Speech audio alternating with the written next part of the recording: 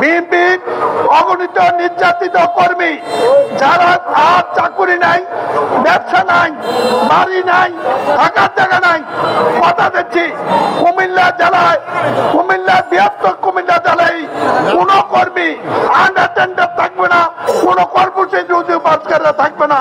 আমাকে একবার সুযোগ দেন, সবাইকে নিয়ে কাজ করব। আমাদের এই কার্যক্রম চলতে থাকবে। একটি কথা মনে করবেন, দেশে একটি নির্বাচন প্রয়োজন ছিল অনেক আগ থেকেই। নির্বাচন যখন সংখ্যায় রূপান্তর হয়েছে তখন আমাদের দলের তরফ থেকে প্রতি মুহূর্তে নির্বাচনের দাবি জানানো হয়েছিল।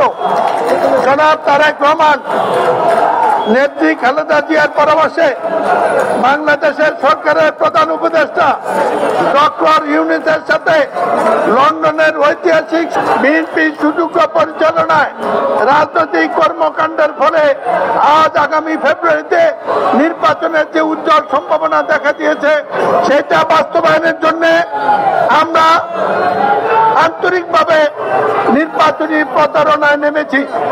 নির্বাচনী প্রচারণার অংশ হিসাবে আজকে আমাদের এই পদযাত্রা অথবা গণসংযোগ কর্মসূচি। আমি কুমিল্লাবাসীকে আজকের এই মুহূর্তে আবারও আশ্বাস করতে চাই, একবার আমাকে সুযোগ দেন, আমাদের কুমিল্লার ইতিহাস ঐতিহ্য অনুযায়ী কুমিল্লাকে আমি নতুন করে সাজিয়ে দেব।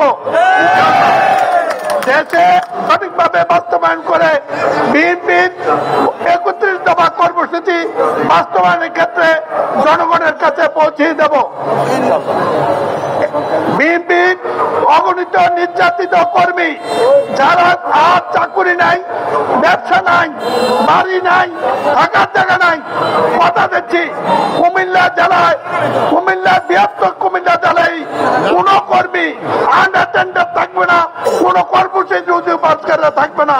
আমাকে একবার সুযোগ দেন, সবাইকে নিয়ে কাজ করব এবং কুমিল্লাবাসীকে আমাদের ছাদের কুমিল্লা শহর, প্রত্যাশার কুমিল্লা মহানগর বাংলাদেশের সর্বশ্রেষ্ঠ মহানগরে রূপান্তর করা প্রত্যাশা রেখে আমার নির্বাচনে সকল ভাই বোন বাড়ি বাড়িতে গিয়ে তাদেরকে নেত্রী খালেদা সালাম দেন, জনাব তারেক রহমান সালাম দেন, আমার সালাম দেন এবং নেতৃবৃন্দের নামে যে যেখানে যোগাযোগ করে আমাদের ভোটকে জনগণের অংশগ্রহণ নিশ্চিত করে আমাকে বিজয়ী করার জন্য আল্লাহর রাস্তায় কাজে নেমে পড়ুন।